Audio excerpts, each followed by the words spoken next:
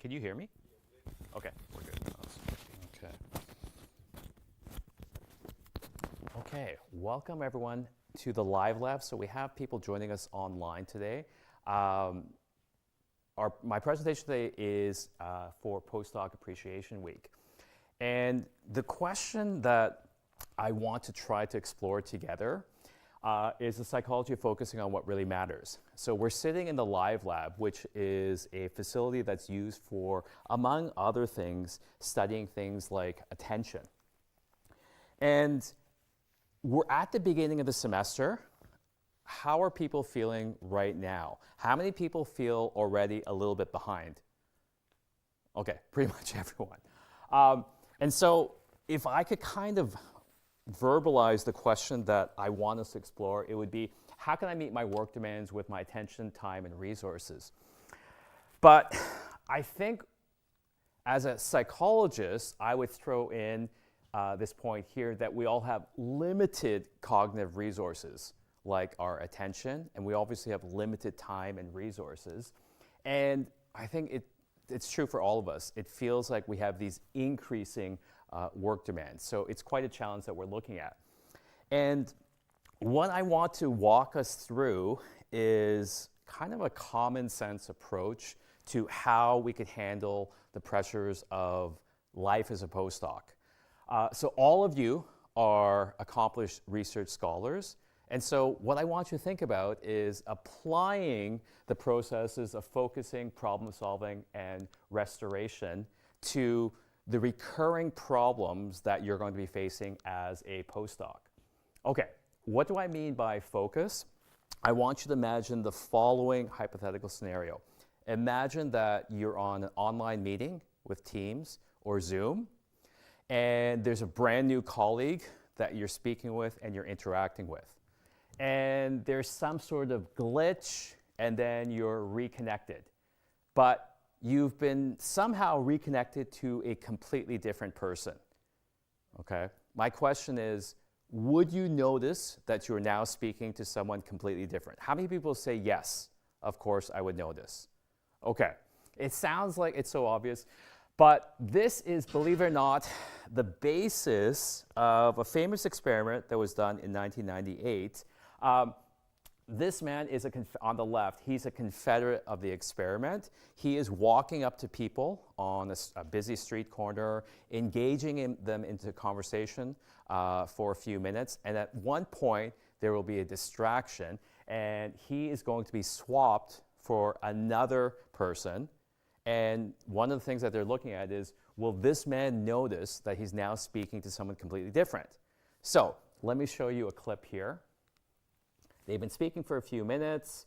Now here comes a distraction, and he's being swapped for another person. And in this particular case, the participant just continues speaking.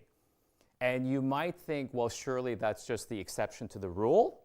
But in Simons and Levin's study, they found that half the participants that they approached on a street corner didn't notice that they ended up speaking with someone completely different. Now, this and many, many other studies I could show you suggest that human beings in general vastly overestimate how much information we can process with our limited attention resources. So that's what I mean by focus. So I want you to just think about that. How about problem solving? I want you to think as a postdoc in your work life, as well as just your daily life, recurring problems, tasks, challenges that you have to do. And think to yourself, are you optimizing how you're doing these processes? Because if you have to do the same thing over and over again, and each time you have to reinvent the wheel, then it's a problem. I recently moved to a new house, and one of the things that bothered me at our old house was that the way that we had the kitchen organized. Okay, so we had the dishwasher. Right above the dishwasher were cabinets where we stored food. So every time I went to unload the dishwasher, take out the dishes, and then I would walk all the way to the other side of the kitchen and put those dishes away and go back and forth. Now, did it take up a lot of my time? No. But every single time I unloaded the dishwasher, I was asking myself, why do we do this? Why do we set it up like this? It makes no sense. And so in our new house, I went out of my way to say, no, let's reserve these cabinets above the dishwasher for the dishes. And does it save me a lot of time? No. It probably saves me like a few moments every day, but it also stops me from asking the question, why do we do this way? Which can just be a little tiny bit of a drain that kind of just accumulates. So that's what I mean by solving even small problems that you have to do repeatedly. Now, as a postdoc, there are much more important things that you're going to be dealing with. So here are 3 things that I have to do all the time. I have to design and deliver presentations, lectures, workshops. I have to try to keep on top of my email. And periodically, I have to pack for an overnight trip to go to a conference or whatever the case might be. Now, I know a lot of academics.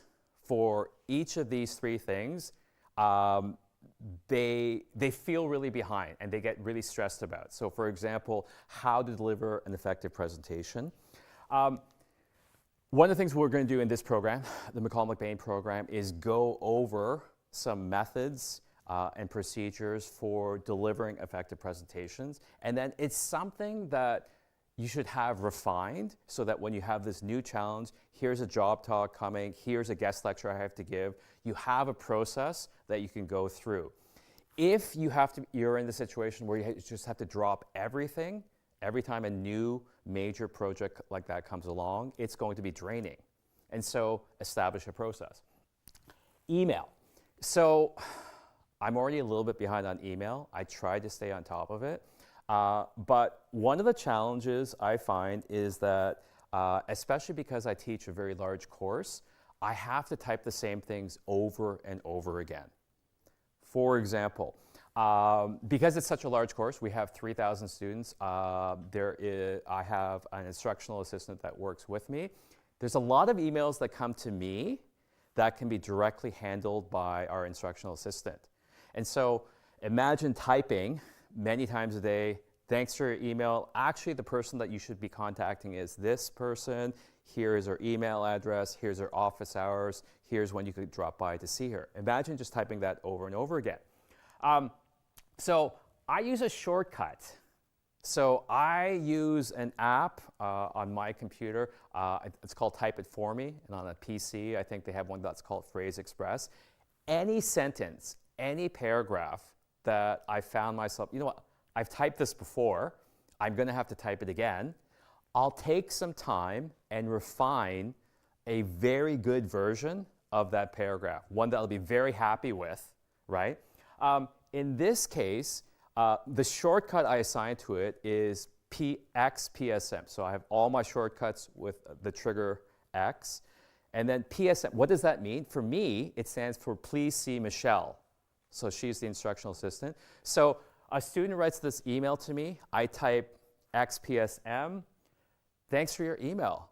To assist you with this matter, please see Dr. Cadieux. She lives in room PC 110. You can find her at her desk, but it's best to find. I spent some time writing this paragraph.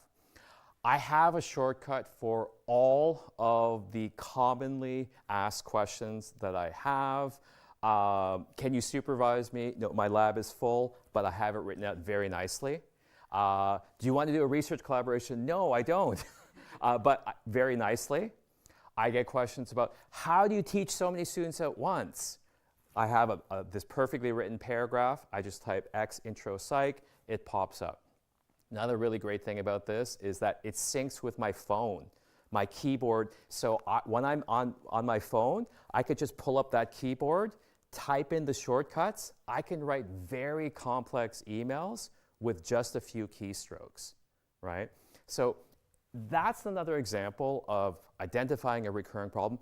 This particular one, I would say, and this app, I think it's clever, it's built into the app. It shows you how much time you've saved. I would say legitimately, I save at least an hour to an hour and a half a day by having an app like this. Okay. This one might sound silly, like packing. How hard is it to pack? Well, I guess I'm one of those people that kind of worries about forgetting something when I pack. And so if I know that I'm leaving for a trip tonight, I might think about it all day long. Even while I'm trying to work, even while I'm trying to do other things, part of my mind is thinking, oh yeah, got to make sure I bring everything correctly for my trip. And then I realized I need the exact same things on every trip. This is a solved problem. And so on a successful trip, I just noted, here's all the things I did. And then the next trip, oh yeah, it'd be nice if I also had this. And then I just make a refined list. And now all I have to do is pull up this list because I already thought through and solved this problem.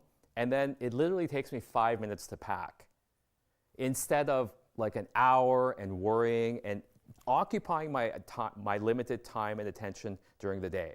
So these are just 3 examples of identifying a recurring problem, testing on the solution, refining it, and then repeating this process. And I'm sure you could think of many different processes, tasks, and challenges that you face. So if you're in a chemistry lab, maybe there's like reagents that you have to prepare, all different aspects of your workflow. I encourage you to think through, is this the best way to do it? And to come up with the solution and have it become a solved problem for your back pocket. Okay, restoration. Now, this is the part that I think most people are ready to sacrifice. But I would argue it's something that is absolutely critical. So we know from research in cognitive psychology, there's direct interactions between physical activity, exercise, and your peak performance. So for your attention, your memory, your creativity, it really does help to have exercise. And when you feel completely bogged down, you know the signs where you're trying to read a paper and you're just reading the same sentence over and over again. It doesn't matter how much time you continue to invest, you're probably not getting as much return on that investment. What we do know that really works is to take a 30-minute walk through nature. It's even better than a equivalent 30-minute walk through the city if you can actually get exposed to a natural setting. For whatever reason, it seems to have a bigger impact, and it can help, in a sense, even restore yourself so that the next hour that you spend after that will be much more productive and of higher quality. It's very difficult, I know, in a busy postdoc schedule to go for a 30-minute walk in nature. Well, we happen to be on a campus where there are, I think, hundreds of kilometers of nature trails directly linking off campus. When you take your lunch break, maybe go for a walk out there, have your lunch, and then come back and have a little bit of a reset. Still difficult to do sometimes. Even just kind of lifestyle choices that you make. So Marty Gabala, he's a researcher here at McMaster, and he talks about the promotion of even just exercise snacks, where just making decisions like going up the flight of stairs, 3 or 4 flights of stairs, 2 or 3 times a day, that can have a significant impact on physical fitness, but increasingly we're becoming aware of how that directly impacts better cognitive functioning. Okay, now, believe it or not, the idea of taking restorative breaks has been an area of research interest for me as well. So when students, when information workers are trying to focus for long periods of time, at some point, there's a decline in their attention, motivation, and energy levels. That might be a good time to take a strategic break. I definitely experience this when I'm behind a computer for many hours at a time. So nowadays we have a lot of online meetings. right? And you know the scenario when you have back-to-back-to-back meetings, and you could be behind your screen for a few hours. I'm sure if you're rating your own performance in these meetings, they would be declining as you go from meeting to meeting. So when I'm in that scenario, what I will try to do to the extent possible is to try to have at least a 5-minute buffer between these draining meetings so that I can do some sort of restorative break. And what the research shows, the best type of break is one that actually has a shift in the context, so it has a chance to restore your attention, motivation, and energy levels. So if you're in a meeting and then your break is to go answer emails, that is not a break. That is just shifting from one complex cognitive task to another one that might be less important, but still, you're just shifting from one cognitive task to another, and we know that is not restorative. So one of the ones that I started really doing during the pandemic, when sometimes I had 6 hours of meetings and classes back to back, I didn't have time to get up from my desk, I didn't have time to do anything else, was progressive relaxation. So just breathing, because when you're kind of ramped up and you're almost kind of in this fight or flight response mode, and you never have a chance to go down, it's going to be draining. So progressive relaxation is such a simple one to kind of just restore a little sense of calmness. So it's when you breathe in for a count of 4, you hold it, you exhale for a count of 4, hold that, and then you repeat. So if you'll indulge me, let's do a group breathing exercise together. Okay, so at the top, we're going to inhale for a count of 4, okay? Ready? I want to hear it. Inhale. And hold it. And let's hear a big exhale. Hold that. Let's do one more. Inhale for a count of 4. Hold that. Exhale. And sometimes in between my meetings, all I had a chance to do was 4 cycles of breathing to just kind of lower my heart rate, try to get off a fight or flight response, and be a little bit more relaxed and restored. Would it have been better if I could go for a 30-minute walk in nature? Yes, but sometimes that's all you can possibly do. Okay, so I want to go into a little bit more detail about each of these 3 parts of focusing, problem solving, and restoration. So when I look at my first year undergrad students, and we're talking about attention and multitasking, and I ask how many of you are good at multitasking, almost everyone raises their hand. They really have this strong belief that they're very good at multitasking. And I say, well, I'll define good at multitasking as I add on additional tasks, that your overall accuracy and speed performance doesn't go down, and half the people still have their hands up. What we do know from research is that human beings generally are not good at multitasking. Your performance, your accuracy, your speed, all of that will decline. There's a small population, some people estimate as being as high as 2.5%, so-called super taskers, where there's less decline in these things, but even then, everyone starts falling apart as you add on too many things. But people still usually don't believe me. They kind of think they're the exception to the rule. So let's do a multitasking procedure right now to just convince you that you're not that good at multitasking. Okay, I'm going to read aloud the words of each sentence. And as a group, this is going to be a group activity. If the word I read aloud is a noun, you will say yes. If it is not a noun, as a group, you'll say no. Does that make sense? Okay, as a group. Monica smiled at the falling snow. Great. 100% accuracy. Excellent. You are very well-educated postdocs. If I double the number of words in the sentence, do you think you could still do this? No problem, right? Let's find out. The cat was content in the barn with the mice. Okay, 100% again. Excellent. Here's what I want you to think about. I read aloud every word of that sentence. You saw the words go across the sentence. You took a moment to categorize each word in that sentence. Now, the very simple question for you is, what was that second sentence we just read out loud?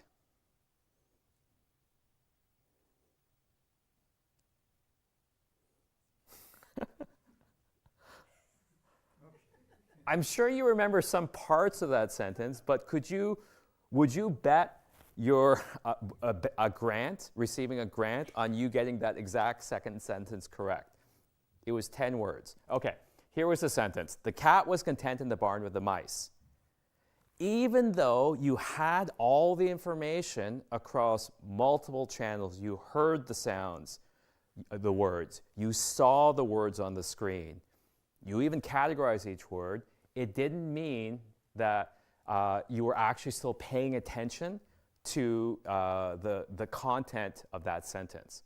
And so this and many other demonstrations I could show you suggest that the cost of task switching back and forth drains more cognitive resources than single tasking. So I want you to think about your workspace and how you have it set up. Now, there's definitely things that you have no choice about that becomes multitasking, right? So maybe you are working in an office setting where there's lots of sounds, other people. There are things outside of your control. Well, there's nothing we can do about it. But there are probably things to do with your multitasking workflow that you do have control over, like how many apps you have open on your computer. If your only goal right now is to write a paper, but you have an email app open, you have another bit of work that you have to get done, you have a messaging app open, and they're all kind of blinking, that's a distraction to your attention that you might have direct control over. Like the only thing you need to have open at that moment for the next hour is that one app for writing the draft of this paragraph. That's something that you do have a choice over. Now, my lab co-director, she ran this really interesting study in a classroom setting where the question was, what is the impact of multitasking around you on performance for paying attention during a lecture? So it's a regular lecture hall. There's a lecture going on, and there are participants, and you're told, pay attention. There's going to be a test at the end of this lecture. And sprinkled within this study are Confederates. It sounds like every study that I do has like hidden Confederates. Okay. They are posing like the other participants, but they are the only ones with a computer. Everyone else, if you're a participant in the study, you don't have a computer. And they are looking like they're paying attention, but every once in a while, they start multitasking on their computer. They do other things that students do in a lecture. And now we can ask an interesting question. If you're a participant in the study, based on where you were assigned a seat in this lecture hall, you may have a view of someone who is occasionally multitasking on their computer. Or you might not. So it's kind of like that attention contagion study that I told you about before we started today's presentation. And then we can do all sorts of things, ask them, how interesting do you find this lecture? Do you want to learn more information? But let me just show you the data on how they perform on the test. So if you had a view of someone multitasking, you did significantly worse on that test compared to a group of people that did not have a view of someone multitasking, even though you are not necessarily directly doing the multitasking yourself. And so similarly, if you are working on your computer and you're trying to write this draft. You have an hour set aside to do this, and you see this email icon blinking. And you're thinking to yourself, well, oh yeah, Joe told me, don't multitask, just think about this. But this is already distracting your attention. Your mind, part of your mind is already thinking, I wonder what that email is. Is it about that grant that I applied for? Is it about that teaching? Is it a new project that I have to do? Part of you is already, your mind has already task switched to that other potential project.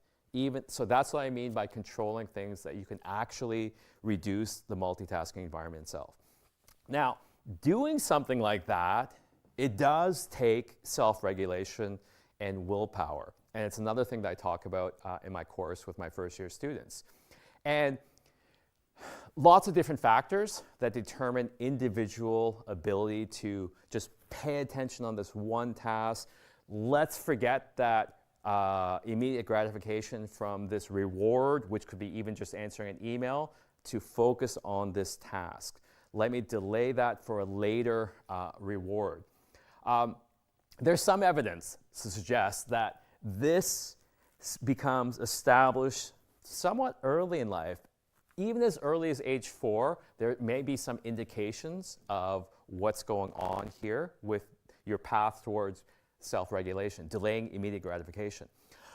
There's a famous test. It's called the marshmallow test. And so this is what it's like when your dad is a psychologist. So this is my daughter, Monica, when she was 4. And she's being given the following problem. She really likes marshmallows. And I said, you can have 1 marshmallow right now, but if you can wait for 15 minutes, I'll give you 2 marshmallows.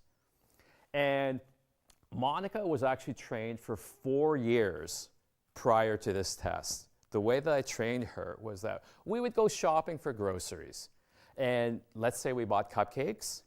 We would get to the car, strap into the seatbelt. I would give her the cupcakes and say, these aren't for now. These are for later. After dinner, we're going to eat them with dessert. And she would say, well, can I smell them? Yeah, you can smell them. Can I lick them? No, you cannot lick them. And so this soon became a normalized, relatively normalized behavior. And so I felt pretty confident on this day. And you could see that it's a pretty tough task for her.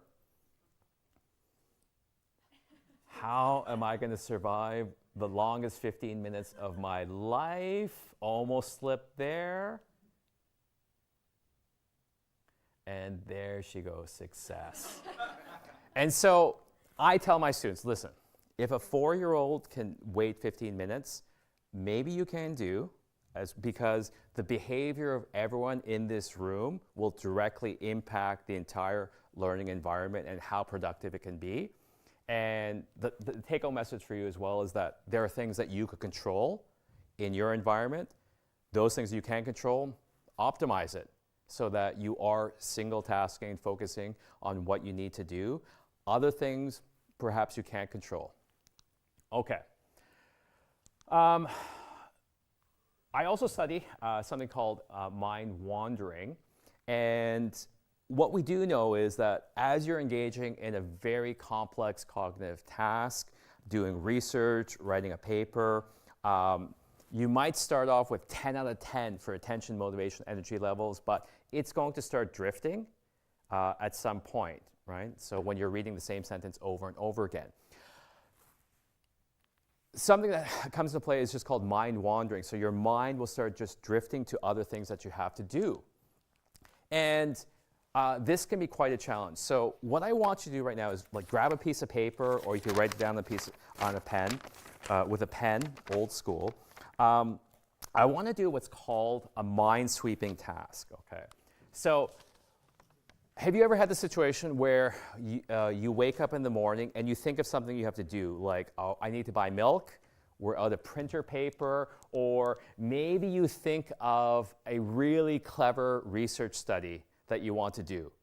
And you're busy, and so you just tell yourself, oh yeah, I'm going to remember to get milk, I'm going to remember to get printer paper, and like, I really like that research idea, I'm going to remember that. And you don't record it anywhere else. And so basically what you're doing is that you're relying on your memory to keep alive these important bits of information. Then you go on with your busy day. Later on in the afternoon, you're having a meeting with your supervisor, you're having a conversation, and part of your mind starts wandering, what was I supposed to get? I was supposed to get some milk, and there's something else. And what was that research idea that I had? And you're struggling to try to remember that. And I want you to think about all of the important things like that you have not externalized, and you're completely relying on your memory to keep alive all of these important things. What I want to do right now, it's called technically cognitive offloading. We're going to externally record these, get these out of your mind. Okay, so I'm going to give you some prompts and start writing down things that if it weren't for being in your memory, there would be no record of it. And so you're completely relying on you remembering all these things. Okay. Are there any random tasks or things that you have to do after today's workshop that have not been captured anywhere else? Okay.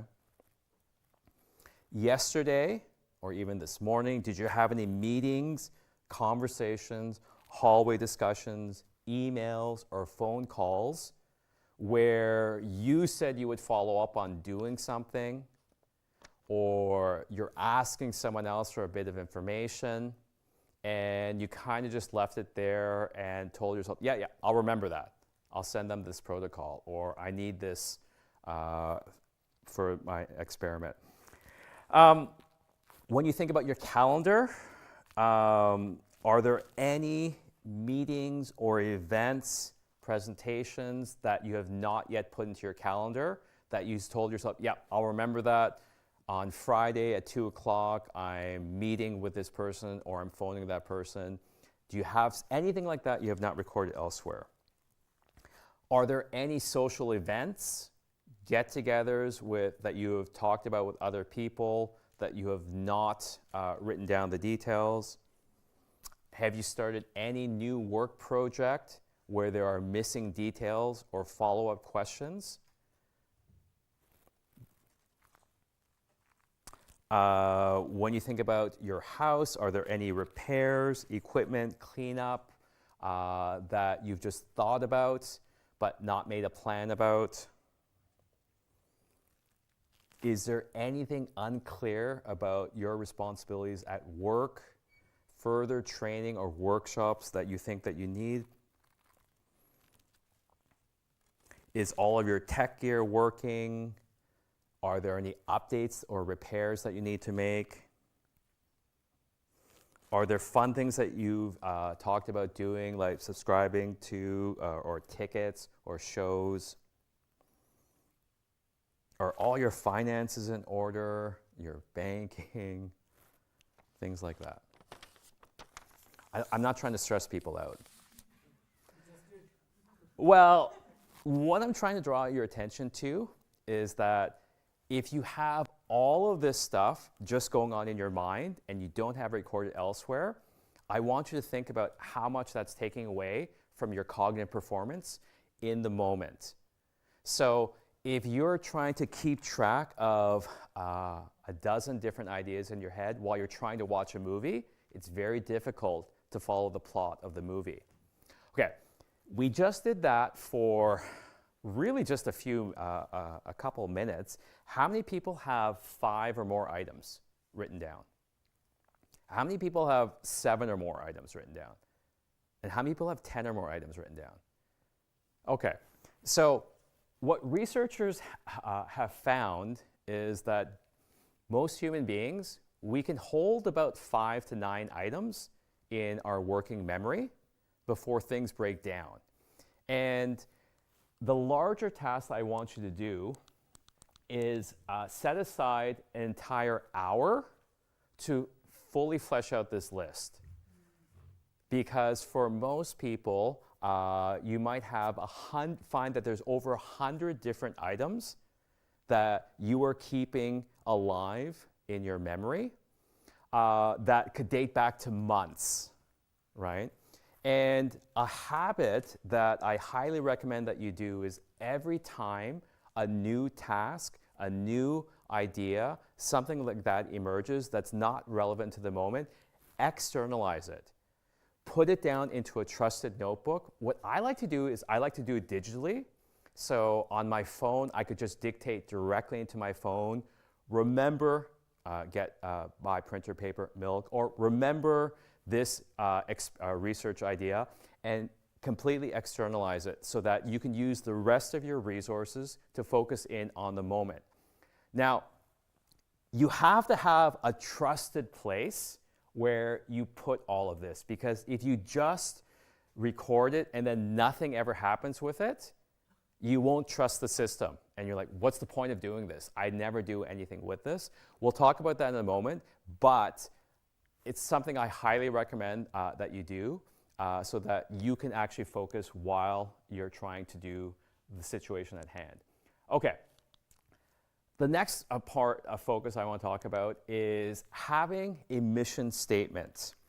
So you have a limited amount of time as being a postdoc. You have limited resources available.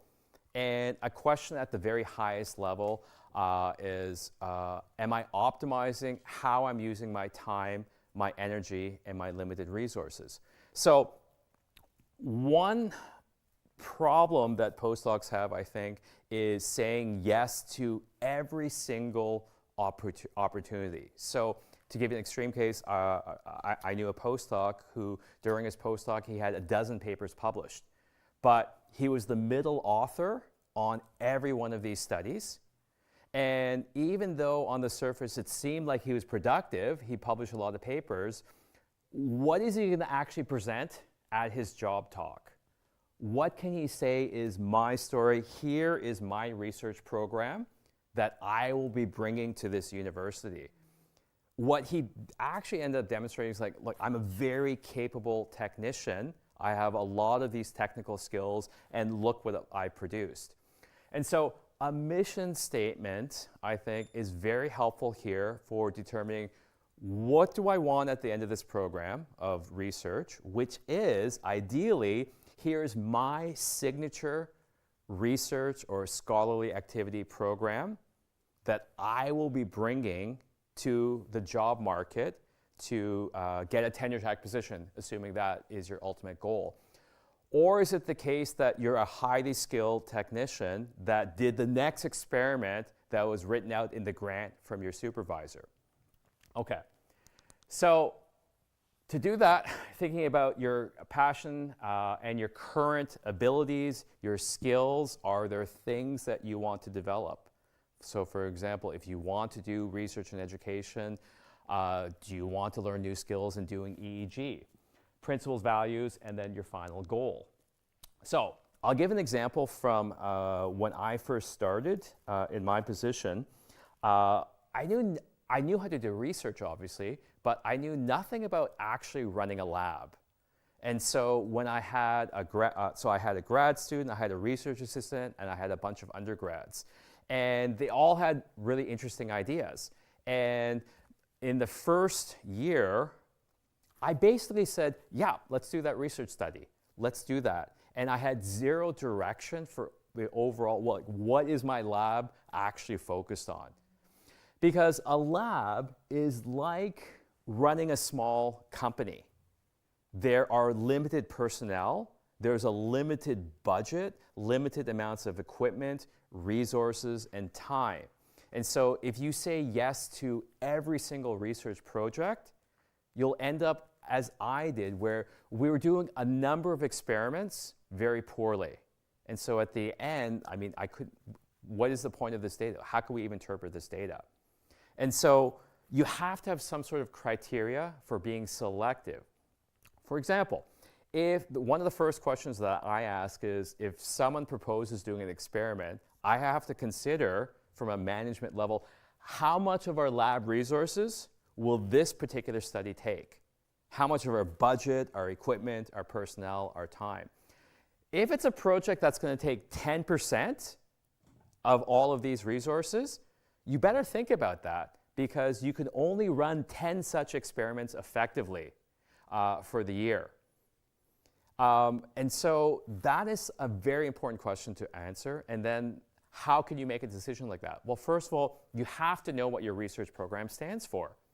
And so I spent some time really reflecting deeply about what I wanted my research program to be about. We were running experiments that would only be of interest to a theoretical cognitive psychologist, where this group performs 50 milliseconds faster than this group. And the question I was thinking was, like, what does this have to do with how teaching or training or education happens in the real world? And the answer is nothing. And so I really wanted to think about, well, what do we stand for? So this is what we came up with for a mission statement for the lab. We use innovative tools to explore how applied cognition impacts authentic learning conditions. So this give us some ideas of what we want to actually do in our research. And so I asked every one of my grad students, okay, I want you to think as well. When you have your, at the end of your PhD, what does your program of research stand for? And think that way, and now we can plan out what studies that you want to do. So this is the mission statement that my grad student Barb at the time came up with. I use cognitive behavioral measures to understand how learning with multimedia presentations changes across the lifespan. And then that is her spin on what matches up with the entire lab's mission statement. And so when she proposed a study, I said, okay, I see how that matches up with where you want to be at the end of your PhD. It certainly matches up with the goal, mission statement of our lab. Let's make this a priority. We're going to figure out how to make this happen. But sometimes you would come up with an experiment that's very peripheral, has nothing to do with what we're trying to do as an entire lab. It's going to take up resources. I'd say, no, we can't really prioritize that. So come refine your study and let's make something that matches up. And this is something that I would review with each of my PhD students annually. Okay, are we on target? How are we looking? Is this moving towards a great PhD that's going to get you what you want at the next level, which in her case was a tenure track position. So she's now a tenured prof at Western, and she has her lab mission statement as well. I draw on different fields to understand how the brain and body impacts student success, to identify interventions that can promote cognitive function and mental health in typically developing children and youth and those facing academic challenges. And so this is something that will change across your research career, but it's a very worthwhile investment of your time. Otherwise, I think being a grad student or a postdoc, you're just kind of running around putting out fires. You're just jumping from one emergency to the next without an overall clear vision or excitement and motivation for where you're taking your entire investment forward. I also have a personal mission statement for outside of my lab, the rest of what I do in my academic career, like with teaching and service. So this is what I came up with to help people enjoy lifelong learning, tell their stories, and use their time wisely. And so when I had to make a decision about this program, the McCall MacBain postdoc program, to me, like, that makes complete sense. This matches up with what I want to do, so it's something I want to directly invest in as being part of my academic work. So I think creating your own mission statement like this, putting some thought at this very high level, helps you put all of these big pieces into place. Like, what workshops should I do? What additional skills do I need to develop? What conferences do I want to go to? All of these things can be decided so you can better allocate these limited time, attention, and resources that you have. So here is a template where you can start thinking about perhaps what will be your first mission statement. What are your passions, skills, and traits? What are your principles and values? What are your life and career goals? And after some thought, this can be used to create. My mission is to use these passions, skills, traits to achieve these goals based on these principles and values. By the way, all of these slides, I do have posted a QR code, and I'll show it again at the end, where you can download all of these key slides. So you don't have to worry about copying down all these notes. And if you take this seriously, I really do think it will change and relieve some of the stress that is inevitable being a postdoc and give you at least, okay, here is what I'm trying to move towards, and now I could make my decisions that align and move me towards that goal. I think it would take at least 90 minutes, and it's a worthwhile investment, like do it on a weekend where you really start thinking deeply about this. It works even better if you pick a partner, someone who's also going to do this, and that you could check in with them periodically, like, okay, how are things going with your research program? What major decisions have you made? How is that lining up? And it makes you much more accountable. It's just like if you want to become someone who runs regularly, the best thing to do is have a running partner that you have to be accountable for. So they are counting on you to show up for the run. Okay. The next part of problem solving, let's get back to some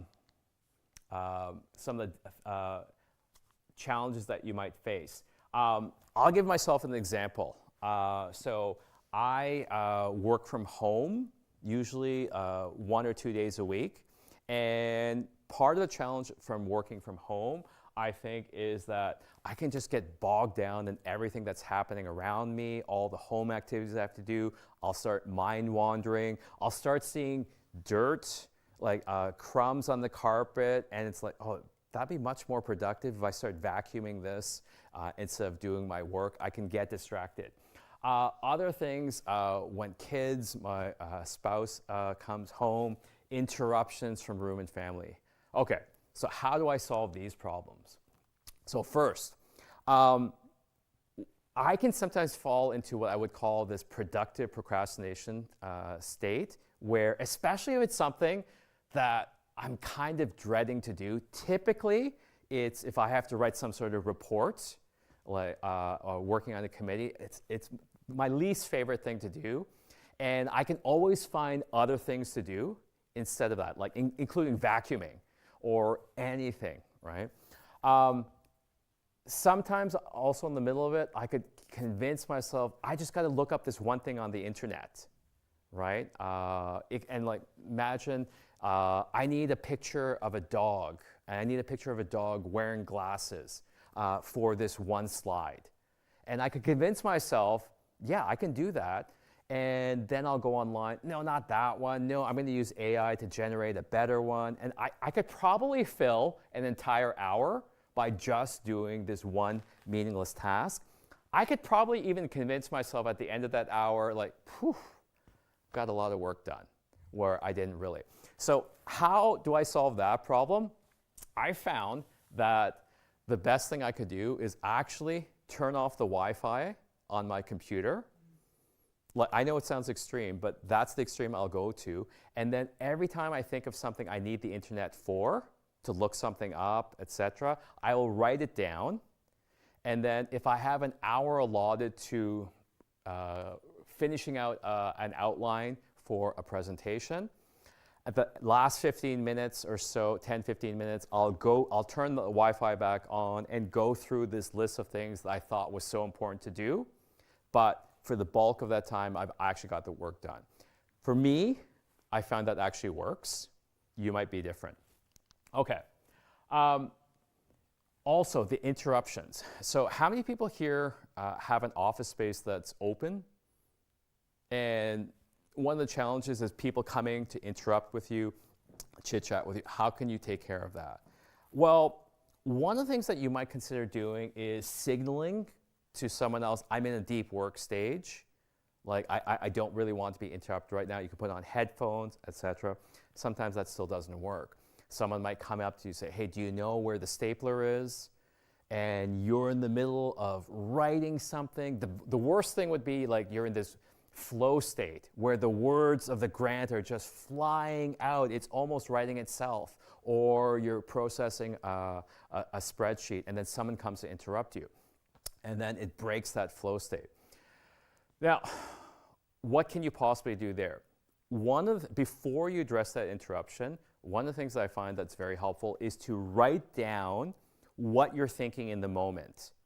like kind of almost like stream of consciousness, and the very next thing you're planning to do, write that down, then address the interruption, then come back. It would have been better if you were never interrupted, but then read through what you just wrote. I think it gives you a much better chance at catching up to get back in that flow state. It would have been better if you were never interrupted, but that's one solution that I've come up with that I found to be helpful. Interruptions, so especially when I was teaching online a lot during the pandemic, my daughter would come in to interrupt me, and I think she just really enjoyed doing that, like to just try to catch me off guard, to embarrass me. And so I tried all sorts of things, like here I tried to anticipate what things that she might need from me. So I put a sign on the door, here's the snacks, here's where all the things are, but she still found things to do. And so I decided the solution here is like, you know what? Sometimes you just have to fight fire with fire. So I showed her what it's like. So when she was in her online class with her teacher, one day I came and said, oh, sorry, are you in the middle of your class right now? I was just wondering, do you know where my hoodie is? And she'd be getting embarrassed. And she's like, no, can you just go? I'm like, okay, no problem. I would come back a few minutes later. Oh, your class is still on? Oh, I was just wondering if you could peel this orange for me. Like, you know how it gets all over your hands? And her teacher was just like laughing. She knew exactly what I was doing. And I kept on thinking of other ways I can interrupt her. The one thing I was thinking about doing, I didn't end up doing. I was going to come in and say, have you seen the lice brush? Because it's not where it normally should be. Anyway, it's an extreme problem-solving scenario, but we agreed afterwards to kind of like stay out of each other's way, and for the most part, I'd say it worked. So I want you to kind of just think to yourself about your own workflow, and I gave you a couple like funny examples, hopefully, but think about challenges that you face in your own flow, and kind of just get yourself to really think about this level of analysis about problem solving. Okay, so I told you earlier I would encourage you to cognitively offload, to externally capture all these things that you're doing. And the question is, what are you going to do with this? Well, you have to have a sort of trusted system for dealing with this information. So let me propose one for you. Okay, so I have a physical inbox on my desk at work, as well as when I come home, I actually have an inbox. So all the stuff that I get, pieces of paper that I'm not dealing with right now because I'm about to do work, I will put into the inbox. And so imagine on my desk, I'll have, you know, after a certain point in the day, a few different things that come into the inbox. Even things like that, writing down into my trusted source, all these different things I'm trying to remember. I have to do something with it, and that's when I'll process with it. And my goal here is I want to go through these items, assign them to the right containers, and then draw out from them actual physical actions that I must do based on what's on this piece of paper. So it's summarized in this handout that you could download, and I'll show you the QR code at the end again. But I'm just going to walk you through it. So a few times a day, I'm going to process through this inbox. So I have a piece of paper like this. And my first question is, what is this piece of paper? Maybe it's something, it's the outline for a grant submission. I need to read through it and sign off on it and pass it to my collaborator. So I'm looking at this, and my first question is, okay, this thing in front of me, is it actionable? Meaning, is there something, a physical action, that I must do with this piece of paper in front of me? Sometimes the answer is no. Maybe what I'm looking at here is someone has this journal article, they thought this might be of interest to you, and I'm just looking at it right now. There's nothing I need to do with it right now. And immediately, I'm going to make a decision. My goal here is to put everything in this inbox to their appropriate container, send it home. I might put it into the trash. I might think to myself, oh, this is an interesting journal article. It has to do with my study interest on exercise and cognition. I'm going to put it into that assigned folder. And then when I'm thinking about that project, it'll come up. Sometimes this piece of paper, it's interesting. It's not directly related to any ongoing project, but it could be. I could see myself being interested in this.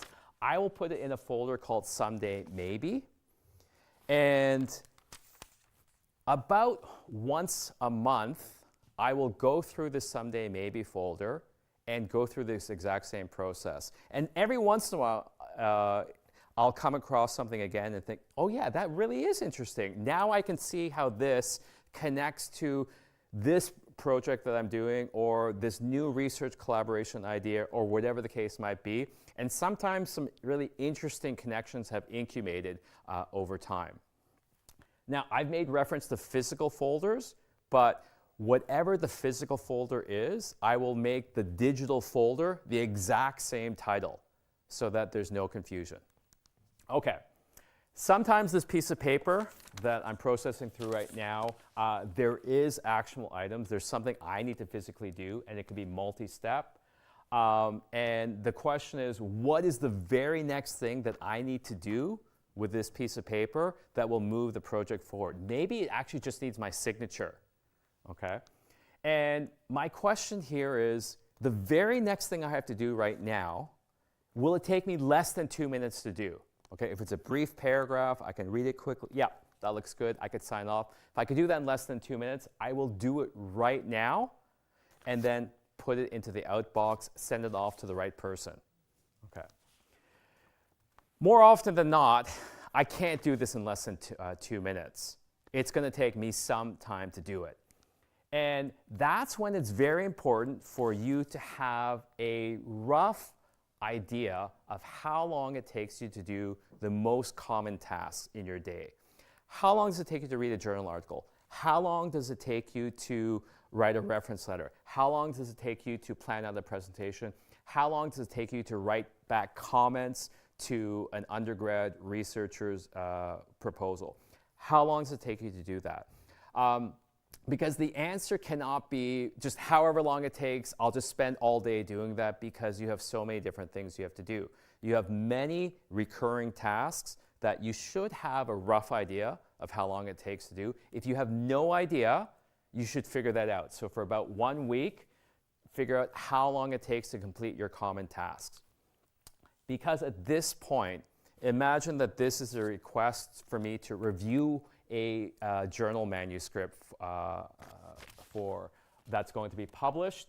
I know from my experience, it's going to take me a good 2 hours to go through that. I don't have 2 hours right now, but right now what I'm going to do is look into my calendar at the next 2 hour block, or 2 1 hour blocks, in which I can actually get this task done, and I will make an appointment with myself. I will book that time in my calendar. This is when I'm going to review this journal manuscript. Otherwise, it's just another thing that will keep piling up on your desk and never get done. Once I've done that, I can also contact the person and say, okay, the earliest I can do this review will be at this time. Expect to hear from me then, or whatever the task might be. Some of the things that come across my desk, I can delegate to someone else, like in my teaching case for instructional assistant, or a research assistant working in my lab, or for a grad student, or whatever the case might be. This might be something I could delegate to them. So my goal here, along with that list that you've made of creating all the things that you've externalized, is to assign them to their proper folders. I mentioned that I like to do this digitally rather than writing down every single thing that comes to my mind, because I can just kind of do a voice dictation to record. On a daily basis, I probably collect a dozen or more brand new things that come to mind. These could be tasks that I have to do. They could be research ideas. I could be at a talk and just something pops up, a connection. If I just kind of leave that to, oh yeah, make sure I remember that, my mind is going to become very cluttered. So that's why I will externalize it right away. And here is a day where, I think like I collected 15 different things that have come to mind. I'll show you the example that I like to point out just to show you how random things could be. It says audition lecture mosquito teen repellent. What that means to me is that I was driving in the car and there was this, on CBC radio, they told this news story about this shopping mall where there were a lot of teenagers loitering, and the clever solution they came up with was to play this high frequency tone that only people with young ears can hear and find very annoying, and it caused them to not want to loiter. I could have said, that's kind of a funny example that I could use in my lecture about audition when I'm teaching psychology, introductory psychology. I could have just trusted myself, just remember that. But I've got 15 other things that I'm trying to remember on this given day, so I made a quick voice dictation, and now it's captured here, and I could just move on with the rest of my day. Now, when I'm actually processing this digital inbox, I come across that, oh yeah, that is an actually interesting idea. And now I'm going to assign it to my folder called Intro Psych. And next time I'm planning out my Intro Psych lecture, that is a good idea. I'm going to put that into my lecture and then check that off. Otherwise, I mean, if I come up with like a dozen new things, and I'm sure you do too, there's a dozen new things you have to do every day. In a week, you're going to have over 100 brand new things that you're tasking your limited cognitive resources to try to keep track of while you're trying to do everything else in your life. Okay, I'm going to give another example, applying this to email. Okay, how many people here are already behind in their email? Everyone, right? I'm not going to go into a lot of details about this, but one thing I want you to consider is how is email used with your supervisor? Is it used as like an instant messaging system or something else? Because sometimes I get emails like, hey, can you meet in 5 minutes? I'm like, well, I don't know what I'm supposed to. That means I should be constantly reading my email. And if you ask people to read the last 100 emails, go through the last 100 emails that they received and categorize how worthy were each of these emails at interrupting your attention. 12% immediately within 5 minutes, but the vast majority, never. And a question, so one sort of relationship I have with my grad students is that I only expect them to check their email a few times a day because the rest of the time I want them to be actually doing work. And so that's sort of a kind of an agreement I think everyone has to individually come up with their supervisors.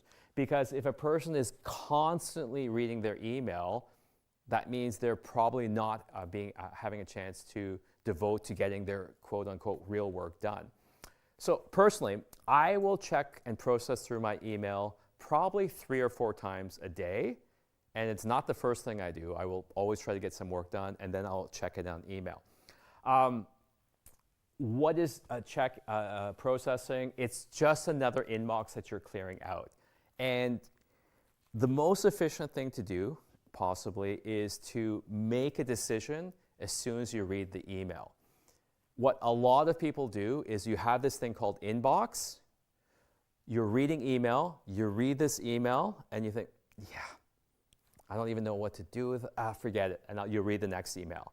And then you end up with having a gigantic email of inbox. Within there's probably important things, but there's also unimportant things, and you're probably reading the same email multiple times. So that's what you're trying to avoid.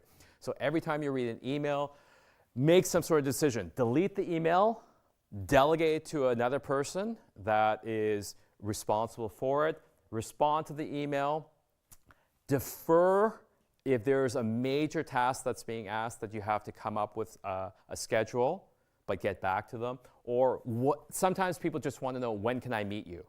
And here are some times. So if it's very straightforward, you can just do the thing.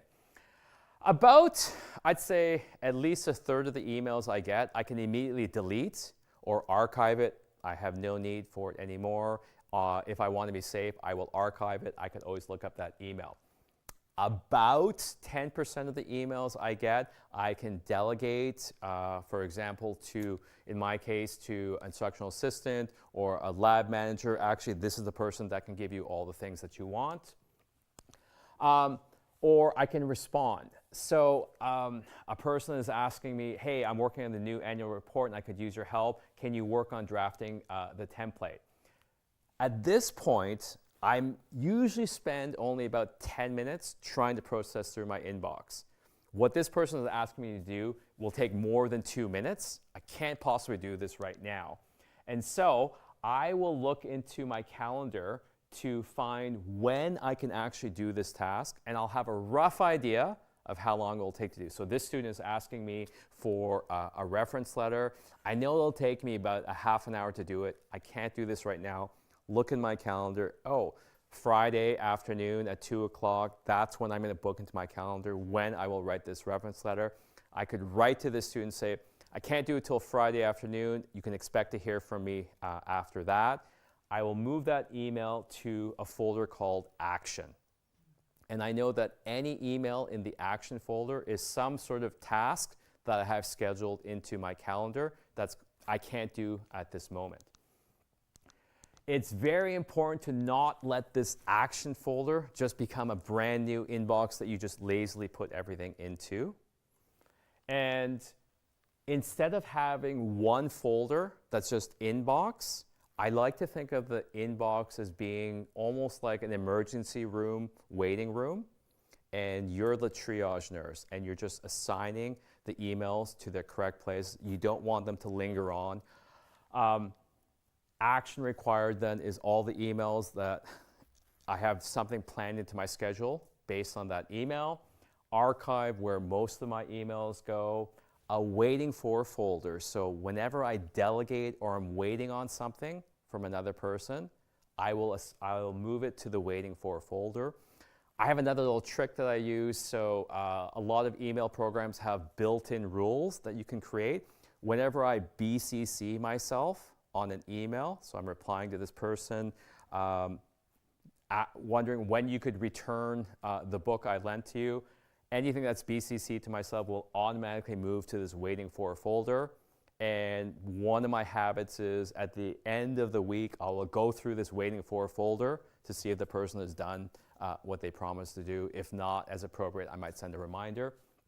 I also have one more folder called reference. So anything I need quickly, like tickets, hotel reservations, flights, I will move that email into the reference folder. So this is all summarized in this handout, and I think it's just another like systematic approach to handling email. Am I completely on top of email? No, but I find that this very much helps me.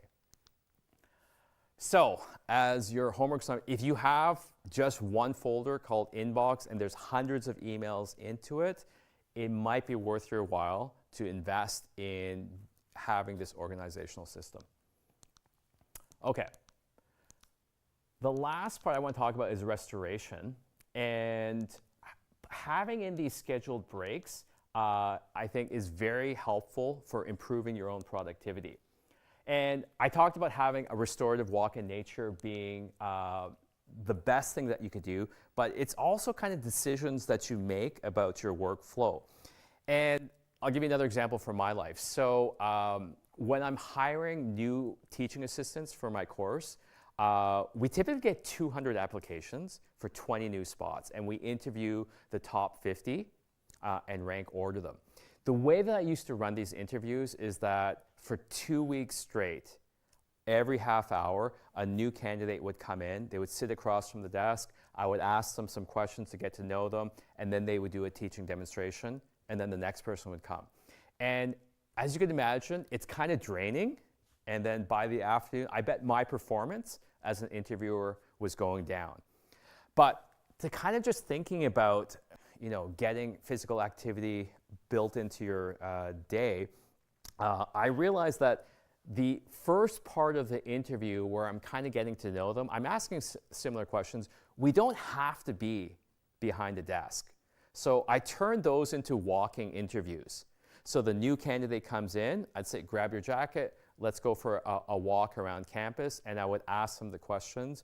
And I found that I was probably better as an interviewer because I was less tired, less drained from sitting behind the desk for like 8 hours. And I found the quality of the responses was better. So one of my favorite questions to ask is, can you tell me a story that would give me some insight into what type of teacher you would be? And when I ask that behind a desk, people are searching through their library of memorized answers. But when we were walking and there was this kind of natural moment of silence and they're really thinking about it, I found that it was much better. Then when we came back to the office, then they would do their teaching demo, and then I would repeat. And looking at my watch, on those days of interviews, I would walk 5 kilometers on campus. And so I think that's just an example of integrating into your work study schedule ideas. Okay. I was very much influenced by this book. It's called Why We Sleep, and I had a chance to actually interview Matt Walker for a McMaster event. And this book and his research really convinced me about the importance of sleep. And it's almost a cliche when you say sleep is important. But if you think of things like sleep, exercise, and diet, these are obvious things that we all need to do to have a healthier lifestyle. He says that sleep is so much more important than exercise and diet, that it's the thing that you should prioritize.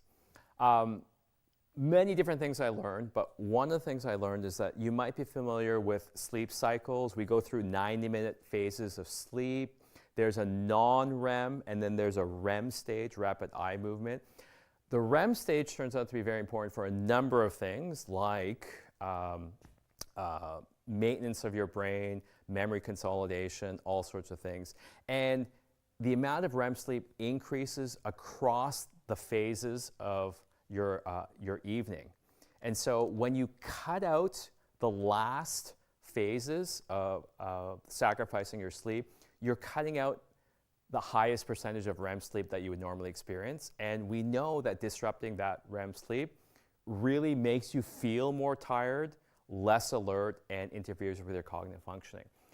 So prioritizing sleep, having a wind-down routine as opposed to a wind-up routine. So I think what most academics do is, as they're trying to fall asleep, you have your phone in your hand, and you're reading through emails about problems that you can't solve right now. You're getting wound up, fight or flight response, and then you're telling your body to paradoxically, okay, relax, stop thinking, and just go to sleep. I think the best thing to do is not use your phone as an alarm clock. So I have a separate dedicated alarm clock because I don't know if I have the discipline, if my phone is right beside me, to not just check one email, to not just check in on one more problem. And that's going to disrupt the quality of your sleep. The best thing that you can do is even planning out your sleep, like a good 2 hours before your sleep, wind down, do some sort of activity that signals to your body, I'm about to rest, and have this restoration period, so the next day I will be fully energized. I also had a chance to meet with Mark Schultz. Very interesting. They've been doing this longitudinal study at Harvard University, among other things, tracking happiness, motivation. And one of the top factors that they cite is having dedicated relationships. So even if it's just another postdoc that you can exchange ideas, support the challenges that you're facing so you're not feeling isolated, that goes a long way towards health and productivity. Okay, the last idea that I want to talk about is putting it all together with journaling every single day. So every single day, I try to have a plan. And so I have question prompts here. Number one, that was influenced by a dedication to trying to get better sleep. So I collected my own data. Look, so last night I slept at, and this morning I woke up at. So I could tell myself, of course I should sleep more. But once I started collecting data like that, I realized, wow, okay, this is how much sleep I'm actually getting. And then the second prompt, just stream of consciousness, what's on my mind. I started making connections. Okay, when I don't sleep that much, I'm more tired the next day. It probably is impacting my mood, my creativity. And when I saw that information myself, I could start making ideas for adjustments. I also try to challenge myself with what is a creative idea for a project that I could incubate. So I'll challenge myself to think of an experiment idea, an idea for a research article, a book, an app, whatever the case might be. Often, they're not good ideas, but every once in a while, I come up with a really good idea that could become the seed for a new project I want to pursue. And for me, I like to plan out my day, and every day is going to be variable. Sometimes I have lots of teaching commitments, meetings. Other days I have less so, but giving some sort of structure to that. Otherwise, a really busy person, I have so much stuff to do, I don't even know where to start. But coming up with a plan, like on this day, here's the big thing that I'm going to do, 3 medium things, 5 small things, however you want to arrange that. And the last part of a workflow that I personally find to be very helpful is I try to fill up my weekdays, and then Saturday I will do nothing, and then Sundays I'll have about a 90-minute work period, where the first 30 minutes I'm just kind of planning out and reflecting. So I'll do an end-of-week reflection. How did I manage on my projects this week? Kind of check in with all my projects. Are there any lessons, like, was this the right project to choose? Did I make a mistake here? And what are my top upcoming priorities for the week? So when I'm thinking ahead to the next week, by the end of the week, if I get the following, say, 7 to 8 items done, that will mark a win for me. And then I'm going to prioritize that. And then I will pick one of these items and spend an hour working on that and getting ahead. And then I'm done for the Sunday. And I'll spend the rest of the day just resting, relaxing, and getting ready for the next week. So now I have a game plan for the whole week. And at the end of every semester, I'll also have a plan for the next 4 months. What are the major goals that I'm going to be trying to get done by the end of this 4-month period? Check in on how I did in the previous 4 months as well. And to do that, I will use my mission statement. So that brings us to the conclusion. So we talked about focusing, problem solving, restoration. I hope there's some useful ideas that you can take away from this. The last bit of advice I would give is that as a busy postdoc, your work is never really done, but you need some sort of marker or permission to, okay, now it's time to relax. And so here's what I'll do at the end of my day. I will look through my daily journal. Here's the things that I plan to get done on this day. Sometimes it works, sometimes it doesn't work, because sometimes life just happens. I think I stick to my own schedule about 80% of the time, and those are my most productive days, but sometimes you have to adjust. I'll review my calendar for the upcoming appointments, look ahead to the next day, and then I have some sort of closing ceremony for me to have like this behavioral marker. Okay, this day is done. Now I'm going to go home and cook, relax, and get ready for the next day. And for me, I have a pen on my desk, and I'll just kind of drop it down, and once I hear that noise, then I know I'm kind of done for the day. Otherwise, you'll get into this endless loop of just always having your computer on, always having it in front of you while you're eating dinner, and you're not even really getting that much work done, but you're also not focusing on actually getting ready for the next day. So that is the conclusion of my presentation today. Here's the QR code for getting access to some key slides. and happy to answer any questions that you might have.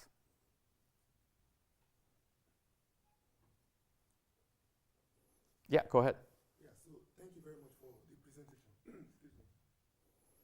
The question I have is, I quite like the idea of organizing and journaling, writing things. Some of the ideas I do myself. Yeah. So, but how much of organization can be too much that could then eat into the time that you could use to do stuff? I think that's a really important point. I think you can get into a point of just over-organizing, over-planning, and almost making that the work that you're doing instead. So I would say really start small. So I mean, the first thing I would do, and some people don't do this, the first thing I would do is make sure every day is structured. So if you happen to have a day with lots of open blocks, at the beginning of the day, you should look at your list of projects. Well, what am I actually going to be doing today, right? Writing those down and then actually putting them into your calendar. I find that it sounds so elementary, but so helpful when you have your work cut out for you. Otherwise, you could get into a trap where, okay, like I don't even know where to start. There's so many things to do. Maybe I'll just go online and start looking for jobs, right? That happens a lot, right? But by having a plan like that, and then you know how much detail you need to write, right? You don't have to write down, if you're writing a manuscript, oh, first I need to look up this, then that, then that. Then you're just getting caught way too much in the details. But just time blocking off, I'm gonna work on this paper from 9 to 11 a.m. Today. And then after lunch, here is the study I need to run, and then here is the supervisor meeting I have to go to, and here's what I need to prepare for it, right? I think you don't want to get caught into like this trap of just working on all of the details and not doing any of the actual work. Yeah. Yeah. When do you know it's time for a new mission statement? So for me, I will review it at least every 4 months, right? And to see how on track you are. And I think it's a good thing to also regularly discuss with your supervisor, at least annually, right? Ideally, more closer to that. And to check in with the progress of your own research projects, right? So depending on what field you are, some research projects, like with equipment, etc., it could take a year to set up, right? And so then I think you have to think about adjustments. That means that for that 1 year, you're not actually collecting data yet. Maybe I need to make an adjustment to my mission statement so that I have some experiments going on that I can collect data sooner. Right? So I think that's a really good discussion to partner with your supervisor on at least annually, and I would say more often is better to just check in on it.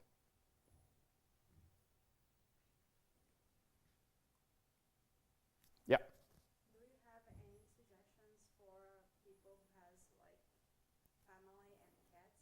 They don't have support, for example, international people lives here and they need to manage like life, kids get sick and they want to do a good job in postdoc, try Yeah. to come together. Yeah, so for me, I remember when I wasn't married, I didn't have kids, and I thought I didn't have a lot of time still, right? And I find that when you have so many competing demands, it's even more important to have some sort of process that you can get on to be organized. And so that's why I gave you lots of examples from my own life of like, here are things happening in my life. Here are the interruptions happening. Here are the distractions that I'm dealing with. The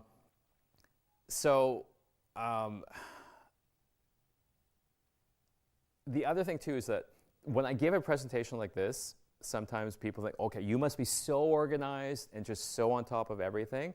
But I'm not. I think I'm pretty good, right? and I will go through these things, and I will like kind of like sometimes just get bogged down and fall, especially when it comes to email, right? But at least having some sort of organizational system to come back to can help you get back on track. But if you just completely say, well, just forget it, then everything will kind of just always feel chaotic, right? But I'd say it's also true, like, you know, when you have kids. So I have a 13, 14, 15-year-old, and, you know, my life is just so busy now with trying to deal with all of their needs. And I'm a professional driver, too. I'm like constantly driving around places as well. And so having that system, even if you're not doing it all the time, but if you're doing it, say, most of the time, it's going to be the best possible productive version of yourself too.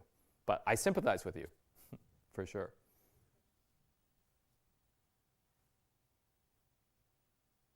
Okay, well, I think it's exactly 1 o'clock now, and lunch is being served outside. So I encourage you to continue to have discussions, and I'll join you for lunch as well.